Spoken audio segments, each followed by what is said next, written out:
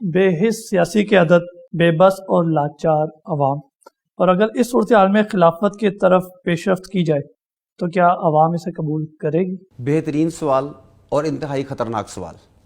بہترین اس لیے کہ اس وقت اس ٹاپک پر بات کرنے کی، کھل کے بات کرنے کی، ڈیبیٹ کرنے کی، عوام کے ذہنوں کو نئے شعور، نئی روشنی سے بھرنے کی ضرورت ہے۔ خطرناک اس لیے کہ اس وقت خلافت کی بات کرنے والا دہشت گرد سمجھا جاتا ہے۔ جمہوریت کی مخالفت کرنا ایسا ہی ہے جیسے آپ کسی آفاقی مذہب کی مخالفت کر رہے ہوں۔ جمہوریت کو آپ کو پتہ ہے کہ B-52 بمبار طیاروں کے ذریعے، ڈرون حملوں کے ذریعے، ایٹم بم کے ذریعے نافذ کرنے کا حق ہے، مگر دین اسلام کی بات آپ خالی چاقو چھری یا کلاشن کوف سے بھی کریں تو آپ دہشت گرد قرار پاتے ہیں۔ اس ملک میں ہو کیا رہا ہے؟ عوام لاچار ہیں، بچے بھوک سے مر رہے ہیں، بوڑھوں کو دوائیاں نہیں مل رہی، عورتیں اٹھائی جا رہی ہیں۔ ملک کبھی آمریت کے چکر میں اور کبھی جمہوریت کے چکر میں مسلسل پس رہا ہے۔ وہ ایک چکی ہے جس کے اندر عوام کو پیسا جا رہا ہے۔ بزرگوں کو رسپیکٹ نہیں مل رہی، عورتوں کو رسپیکٹ نہیں مل رہی، بچے آپ کے غیر محفوظ ہیں۔ تو اس سے بہتر وقت کیا ہو سکتا ہے کہ لوگ واپس اپنی بنیاد کی طرف جائیں۔ خلافت کا مطلب ہے اللہ کی زمین، اللہ کا نظام۔ آپ اسے نام خلافت کا نہیں دینا چاہتے، نہ دے دیں۔ آپ اسے نام دینا چاہتے ہیں بادشاہت کا، آمریت کا، جمہوریت کا، آپ جو مرضی اسے نام دے دیں، مگر بیسک فلسفہ کیا ہے؟ اللہ کی زمین، اللہ کا نظام۔ تو جب اللہ کی زمین، اللہ کا نظام ہوگی تو آپ کی پارلیمنٹ شورا کہلائے گی۔ وہ اللہ کے قانون کے اوپر یہ بحث نہیں کرے گی کہ یہ لاگو کرنا ہے کہ نہیں کرنا، وہ یہ بحث کرے گی اسے کیسے لاگو کرنا ہے، اس کی امپلیمنٹیشن کے سٹیپس بنائے جائیں، وہ اس کے اوپر بات کرے گی۔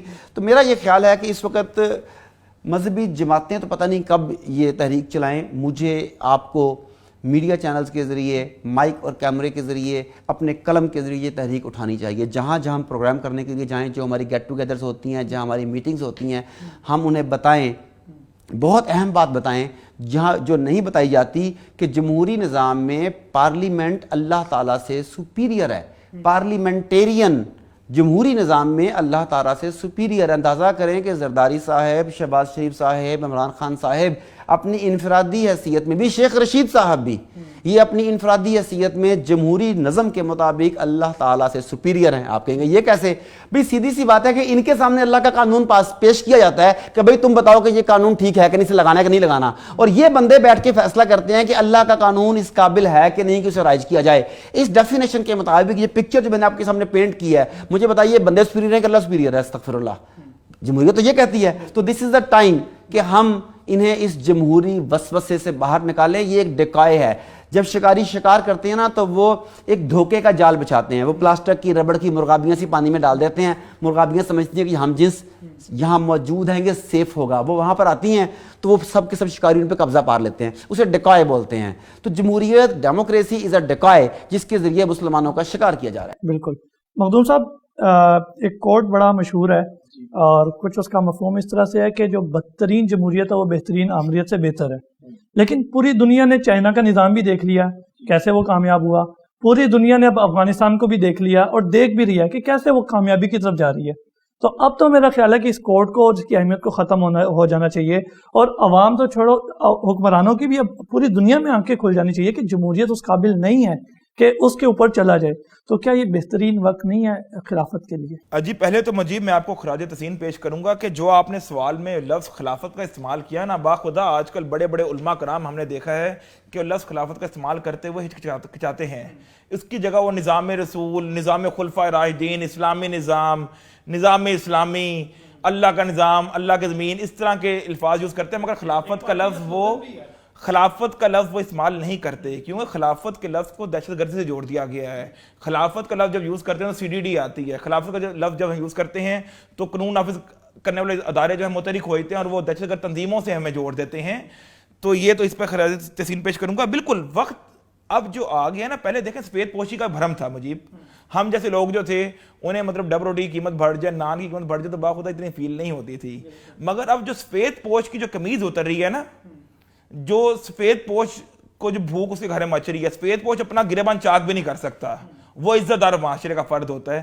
ایک تو بھوک، دوسرا انسان کے پاس آگے جو ہے فیوچر کوئی نہیں، تیسرا اللہ کا نظام نہیں، کہ ہم نے یہ ملک لیا تھا تجربہ گاہ کے طور پہ۔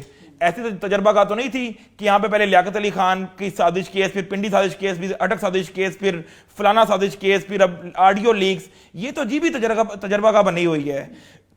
डॉक्टर साहब ने कहा कि हमें इनफरादी तौर पर कोशिश करनी चाहिए, हमें इनफरादी तौर पर बिल्कुल कोशिश करनी चाहिए, मगर हम अगर इनफरादी तौर पर कोशिश करेंगे मुजीब, तो उलमा कराम ही हमारी राह में रुकावट बन जाएंगे कि आपको हमसे ज़्यादा मालूम है, आपको हमसे ज़्यादा इल्म है। मैं कट करूंगा, सॉरी मैं कट करूंगा। प्लीज़ मैं आपको पूरी जिम्मेदारी से कहता हूं कि एक भी आलिम आपकी मुखालफत नहीं करेगा अगर आलिम होगा तो। जी, अगर आलिम होगा तो। हाँ, अगर वो आप जिन्हें आलिम समझते हैं तो इसका मतलब वो आलिम नहीं है, तो कसूर आपकी फहम का है कि आप उस बंदे को आलिम समझ रहे हैं। जो आलिम होगा कुरान और सीरत, नहीं हमारी गलती है ना जी, ना आलिम वो है जो कुरान और सुन्नत की फहम रखता हो। तो जो फहम रखता होगा, मैं मुकम्मल गारंटी से कहता हूँ कि एक भी आदमी निज़ाम खिलाफत की मुखालफत नहीं करेगा। जो कहेगा वो आलिम नहीं है। जिस तरह साकिब साहब ने कहा था ना, अगर 62-63 को मनोवन लागू किया जाए तो पाकिस्तान में सिर्फ सिराजुल हक की सियासी कायदे से बचेगा।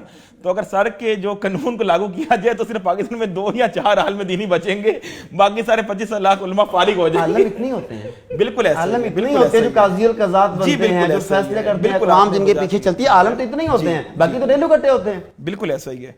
तो खिलाफत वक्त की जरूरत है, आज नहीं तो कभी नहीं मुजीब।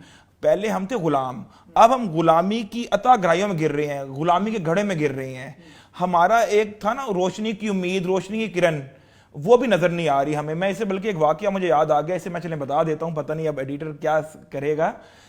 एक साहब थे, वो हमसे मिले, एक मुलाकात हुई, तो कहते हैं कि मैं 95-96 में जहाद अफगानिस्तान में शरीक था।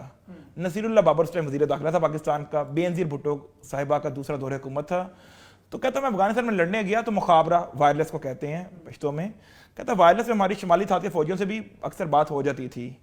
तो कहता शुमाली साथ के फौजी ने मुझसे कहा, ओए बेनज़ीर के बच्चे, तुम्हारे यहाँ सैनमे खुले हुए हैं, तुम्हारे यहाँ मसाजिद के आगे ढोल बजते हैं, तुम्हारे यहाँ बाजार हुसन आबाद है, तुम्हारे यहाँ हर बुरा काम होता है, तुम्हारे यहाँ सूद का निज़ाम है, हमारे यहाँ ना बाजार हुसन है, ना मसाजिद के आगे ढोल बजते हैं, ना कोई सैनमा है, तुम यहाँ पे जहाद क्यों करने आए हो?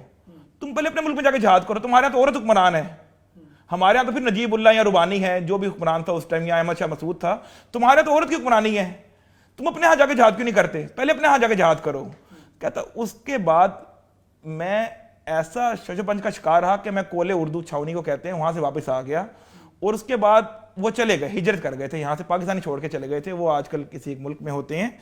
तो हमें हर चीज़ दूसरे मुल्क के लिए चाहिए, शरीयत इस्लामी भी, खिलाफत भी, और फ़रूक आज़म का जो गुलाम भी हमें उसके चाहिए, जिसे सानी फ़रूक आज़म हम कहते हैं, मुल्ला उमर मुजाहिद की मैं बात कर रहा हूँ। मगर हमारे लिए हमें जमहूरियत चाहिए, हमारे उलमा को जमहूरियत पर एतमाद भी है, हमारे उलमा को ये यकीन है कि जमहूरी दायरे कार में रहते हुए हम निज़ाम इस्लामी नाफिज कर सकते हैं।